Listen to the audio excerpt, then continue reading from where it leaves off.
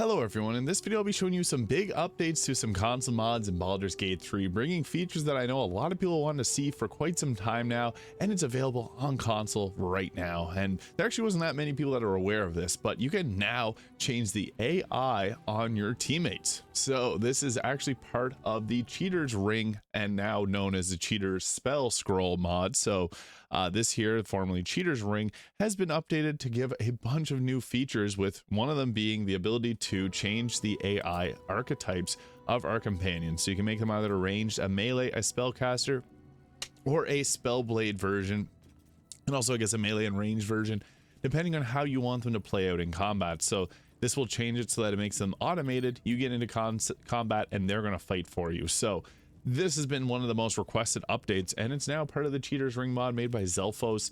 And there's also some other really nice updates that got added to it. So you can make it so that you can permanently learn or unlearn certain spells that they'll be on your spell bar there. You can now copy this Cheater's spell. And there's now the Tadpole series, which has a bunch of different spells based on the Tadpole abilities.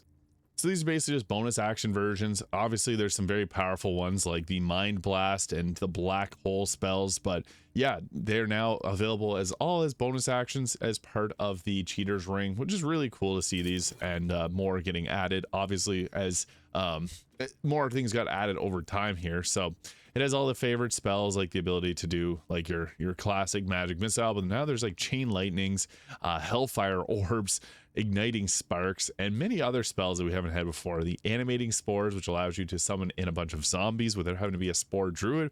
Telekinesis, assume slayer form, arcane recovery, action surge, which will give you 3 more actions and creature moves speed at 30 and 3 more bonus actions. Pretty crazy. And then it has all the other mods, but slightly updated.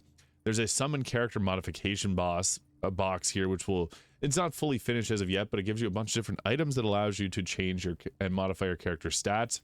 They got the Mind Flayer Parasites bag, which gives you a bunch of different Mind Flayer Parasites, unreleased items. So these are may or may not break things, use at your own risk.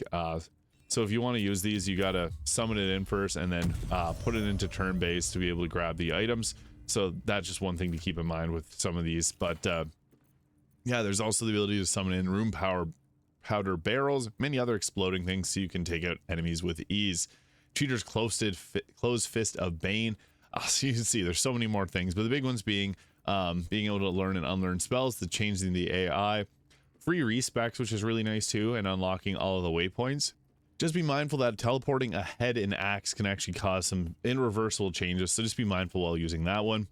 If you're playing and you need to revive everyone nearby, you got this here. So the Cheater's Spell Scroll, one of the greatest mods, and there's been a lot of mods that have been added, especially yesterday. There's a bunch of mods added that the Cheater's Ring already does. So if you think about using it, using different mods, you may be able to cut down your amount of mods downloaded by just using the Cheater's Ring. But we also got ourselves an update to the CL Big Dang Hero Paladin gear. So this armor mod was previously released and is now updated to have some more pieces here. This is great for anyone that really enjoys the Paladin. I'm personally a pretty big fan of the Paladin, so I like seeing more items specific to that. They also have the Bard mod, and I believe that was updated recently as well. But this is perfect if you're going through and playing as a Paladin. They got some cool helmets like the Winged Hero set there, which you can see looks really cool. It's like the Oathbreaker, but you can see through it with these wings out the side. So yeah, lots of great items here, and some of these got very unique appearances to them too. So some of them are clothing options that are turned into armor. Some of them are armors of like the Dream Guard, and you put these together to give yourself a very unique look. So I think this is awesome seeing more updates to these mods. But one of my favorite mods, the Arcane Vanguard, got a huge update right now, which Sathos, the mod creator, was nice enough to share a bunch of the updates in my Discord server, which the link is in the description. And they have now added the Ice Quiver mod, which I'll be covering in this video, as well as talking about all the different updates that they made to the Arcane Vanguard. So if you've used this class before, this is one of my favorite class mods ever. Got the Eldritch Judgment, Sentinel, and Dervish. But they now added the Ice Quiver, which is cool because you can do arrow attacks, which are basically infused with Ray of Frost, dealing cold damage and triggering all different benefits. Like if you have the Snowburst ring, it'll trigger that. So super excited to play through this and now have this available on console. What's cool about this is you are immune to slipping on ice, so you can attack with your spells, inflict ice surfaces all over the place, and you don't slip on them. And it gives you a bunch of cold based spells. I'm a huge fan of the cold spells. They're some of my favorite in Baldur's Gate 3. I've already covered a build on this, but I'll probably be doing another one. But some of the more awesome updates, so many awesome updates to the Arcane Vanguard. So trim the file size significantly, which is huge for reducing the errors that can occur on console, because sometimes PlayStation 5 doesn't like to play nice with these mods.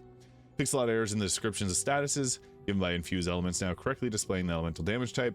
Further increase the functionality of the Vanguard stratagem, as well as changing its programming from spellcasting modifier to strictly intelligence balancing multi-class options. Critical momentum now requires a spell attack roll and not stack up against Green Flame Blade or declared smite spells. Critical momentum now gains advantage on your next weapon attack roll if you critically hit while under the effects of it. Read the enemy was reworked. This fighting style now allows you to use the intelligence instead of dexterity modifier when determining your armor class. Unarmored characters will take mage armor spell to continue their style. This change was done in preparation of the Blade Singing multi-class potential, which is awesome. Preparing for patch 8. Exposed cuts now reworked to gain 3 additional slashing damage on your next spell attack. Same effect, but no longer requiring a mark to be triggered. Tighten up a few descriptions. New fighting style. Spell might grasp while wielding a weapon with both hands. Your spells force strength saving throws when they deal damage. On failure, their target is pulled closer to you. This can be toggled, so you can pull them in with a spell might's grasp. The big one for me, introduce level 20 support. So you can expect there'll be some level 20 builds regarding this coming soon from me, because I just love the Arcane Vanguard. The Dervish was entirely rebuilt in the back end with the help of scripts. Most players won't notice the difference, but the programming and coding is for a lot less spaghetti now and a lot more rigatoni. So what's cool is actually Sathos was sharing a bunch of these updates in my Discord server. I'm very grateful for hearing all the back end side of things here. It's really cool to see how these mods really work out. New fighting style, the Blade Dancer using dual wielding. New subclass, the Ice Quiver, shooting arrows infused with the force of a blizzard. Dedicated archer. It's really fun. And you now start with a short bow in your inventory. When making a new character, your default secondary weapon on any class, not just mine, is Eaten by the Void. This is a mystery and may not be solvable. Cool little issue there. But yeah, what's nice about this is you can see you got yourself the Ray of Frost. There's these new options for fighting styles, like the Blade Dancer as mentioned, Spell Might Grasp. You get your choice in spells and then your cantrips as well. But as you level up, the Ice Quiver is one of the most fun class mods that I've ever used. Again, I do like cold builds, but they can be very well done, and this one is very well done. So using intelligence modifier for attack and damage rolls, as you can see here. So this build, you want to go fully in on your intelligence. It's a full spellcaster with some melee attacking too. Subclass feature, Frozen Sentry. When standing on an ice surface, gain resistance to fire and cold damage and immunity to burning, and gain temporary health points equal to your intelligence modifier if you start on a ice surface. And you also get Misty Step, which is good for moving around. You don't slip on ice, so you can really teleport yourself around to set up that other enemies will slip on the ice too. That's one of the best benefits of this. It also pairs well if you have someone in your teammate with the Nair's boots, because then they'll slip on ice.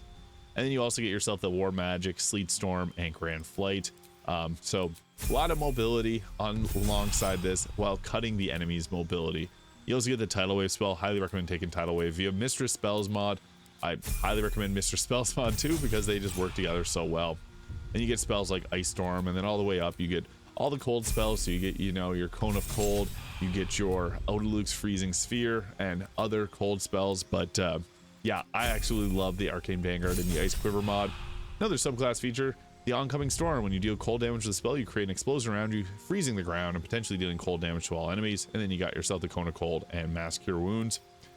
So as mentioned, very heavily dependent on setting up cold damage, which is nice because Tidal Wave will create water, which will make enemies take double cold damage. So then you can spam your Cone of Cold with doubled damage, or Odaluk's Freezing Sphere, or even Wall of Ice, which can do a ton of damage. And once per turn when you attack with a weapon, you deal 1d4 of additional weapon damage. So yeah, Arcane Vanguard is great for getting in, casting a spell, doing an attack, and just weaving its way around. So yeah, just wanted to provide some updates for these mods, as I don't see a lot of people talking about that. I should have included that in the video yesterday, but just want to give a bit of detail about them and see if you want to download these, maybe if you haven't downloaded them before. Let me know your favorite mod in console Baldur's Gate 3 in the comments. Hit the subscribe button below if you enjoyed this video, and I'll see you all in the next video.